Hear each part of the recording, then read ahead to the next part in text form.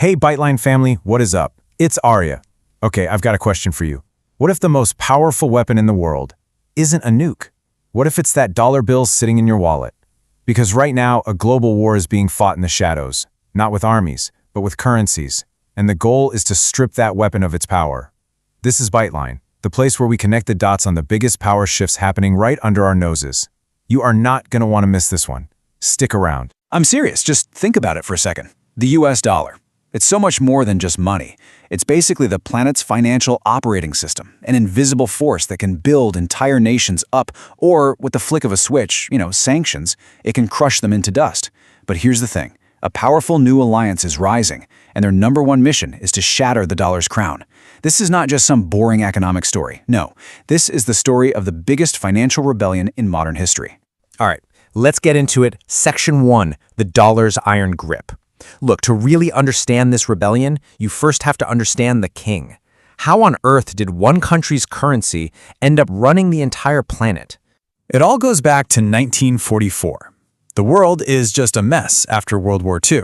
So the Bretton Woods Agreement happens, and it crowns the US dollar as the only currency backed by gold. Boom! It's the new king of the world order.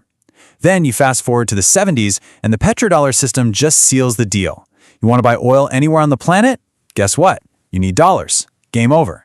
The dollar's dominance seemed totally absolute. But then, 2008 happened. The financial crisis, born right in the USA, sends these massive shockwaves across the entire globe.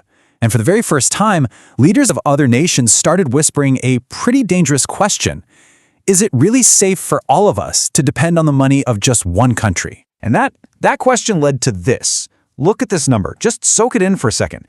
88%. Even after all that turmoil, in 2022, the US dollar was on one side of nearly 9 out of every 10 trades on the entire planet.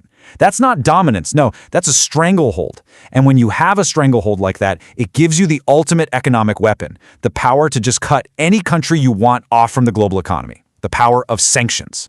And that right there is the key. See, when you control the world's financial operating system, you can kick anyone off the network, you can freeze their assets, you can cripple their economy overnight. It is this exact power that has pushed a group of rising nations to their breaking point. And you guessed it, sparked a rebellion. Enter BRICS. Now, this isn't some tiny protest group we're talking about. It started as a club of 5 major emerging economies. You got Brazil, Russia, India, China, and South Africa. But just check out this recent expansion.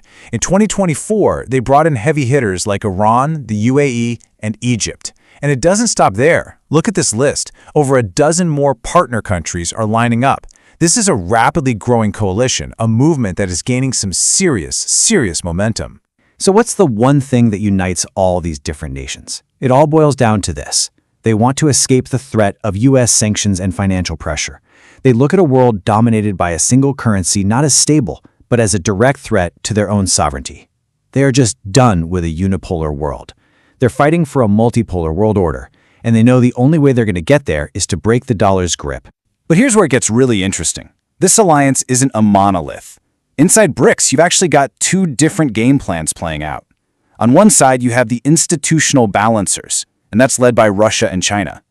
They are on the offensive, actively trying to build a rival system to challenge American dominance head-on. Then on the other side, you've got the institutional hedgers, like India and Brazil. They're a bit more cautious. They're not necessarily looking for a fight, but they want an insurance policy, a plan B, a financial escape hatch, just in case the dollar-led system is ever turned against them. So, Section 3, the De-Dollarization Playbook. This dual strategy, part confrontational, part precautionary, has given birth to a pretty clear playbook for chipping away at the dollar's empire. So, what's the master plan? Their plan moves on 2 fronts. First, the simple part. Just trade directly with each other. A shipment of oil from Russia to India, pay in rubles or rupees. Just cut the dollar out of the deal completely. Simple enough. Second, and this is the real game changer. They are building their own totally independent financial infrastructure. A whole new set of pipes for the global economy, completely separate from the West. And the crown jewel of that new infrastructure is this, BRICS Pay. Okay, forget all the hype you might have heard about a new BRICS coin. That's not the play, at least not yet.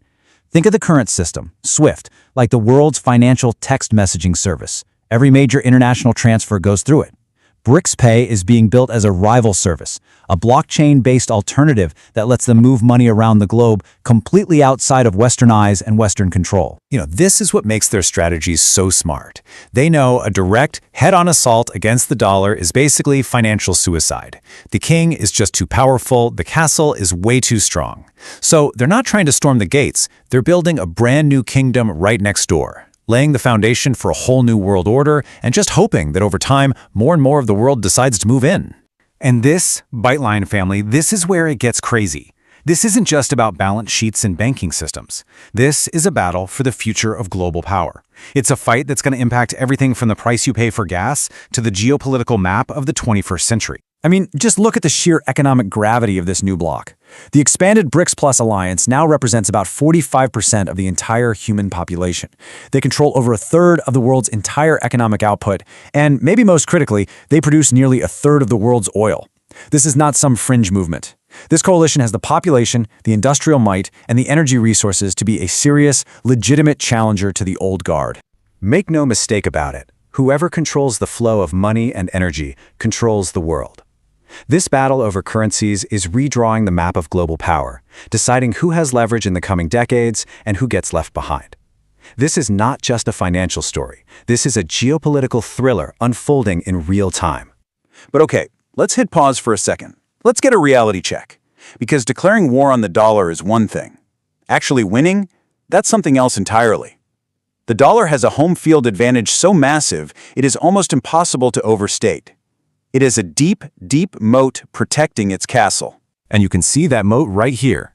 This chart shows what central banks, the world's biggest financial players, are holding in their vaults as savings. Nearly 60% of all global currency reserves are held in US dollars. Why? Well, it comes down to one word: trust. For all its flaws, the world trusts that the US has stable institutions, the rule of law, and the world's most powerful military to back its currency. In finance, trust is the ultimate asset, and the dollar has a near monopoly on it. And that, right there, brings us to this massive gap between the ambition of BRICS and, well, reality. I mean, look, inside their own club, they claim China's currency, the renminbi, is already used in half of their trade. Sounds impressive, right? But then you pull back and look at the global stage, and according to SWIFT, the renminbi is used in a tiny 2% of all global payments. It's barely a rounding error. See, the dollar's dominance isn't just big, it is absolute. As one analyst put it bluntly, the currencies of the BRICS nations, from the Chinese renminbi to the Ethiopian birr, are simply not a realistic alternative. They just lack the trust, the stability, and the deep, liquid financial markets that have made the dollar the world's undisputed safe haven for decades. Dethroning the king is far, far from a done deal. So, where does that leave us? Look, the dollar's reign is not over. Not by a long shot. But for the first time in most of our lifetimes, a credible, organized, and powerful challenge has finally entered the ring. The battle lines are drawn for the next several decades of global power. So I want to know what you think. Is this just wishful thinking from the BRICS nations, or are we witnessing the beginning of the end for the dollar's empire? Drop your argument in the comments below. If you enjoyed this deep dive, smash that like button, subscribe, and join the Byte-Line family for more. It's been Arya, and I'll see you in the next one.